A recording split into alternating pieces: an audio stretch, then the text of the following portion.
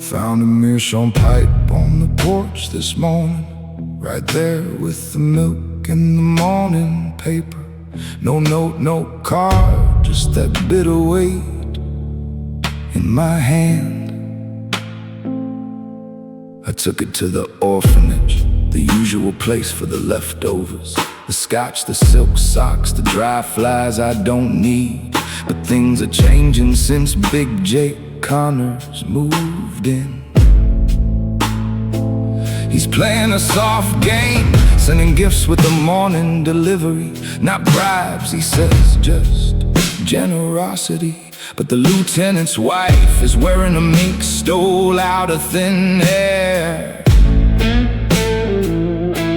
And the sergeant's kids won't look at him because of some new tires. The force is getting soft, getting heavy with unearned grace. And I can feel the rot settling in the marrow. I went to Elite Cleaners and Dyers, just a plain frame building the windows to show off.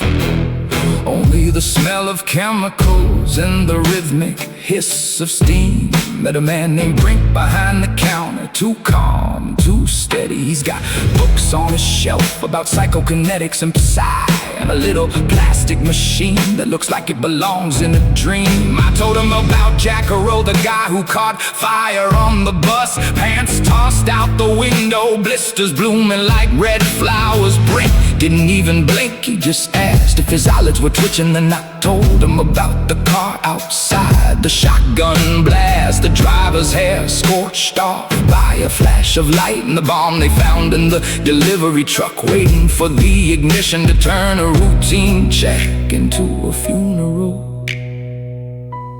It's all just accidents, isn't it? A series of improbable, terrifying accidents. The probability is shifting, bending under the weight of something unseen. If your eyelid twitched, you should have stayed away. There's a field being spun, a heavy invisible sway, like a copper disc heating up in a magnetic pull. The violence is trying to break, but the universe stays full. You can sweep the club, you can hate the gun, but the math of the moment has already been won. I walked into the back of that plant and heard the screaming. Two men in expensive hats, looking like they belong in a high-end lounge, waving revolvers at the women, eyes wild with Big Jake's orders. But then the chaos took over, a frantic, clumsy dance. A box of spot remover hits a dryer door and it flies. A spinning metal disc knocking a weapon from a hand. Detergent floods the floor, mixing with the oil, friction dropping to .009. A slick, deadly trap. One man is sliding on his belly through a cloud of bone black. The other is drowning in a shower of bright heliotrope dye, lost in a hell of sudden, impossible, heavy gravity. Brink told me about the Psi units, how you can make the most violent act the most unlikely thing to happen. How Big Jake tries to squeeze the town bit by bit, but every time he strikes, the universe just recoils. The car crashes into poles, the bombs fail to blow. The law is being rewritten in a way we'll never know.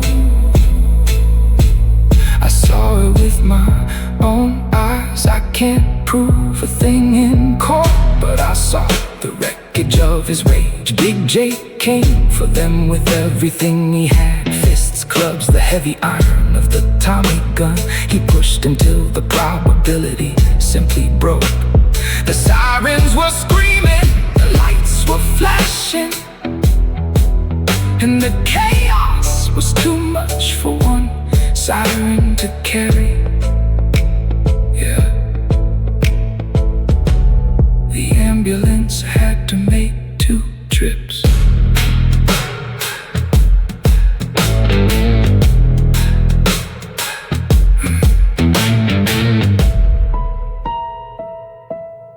Mm.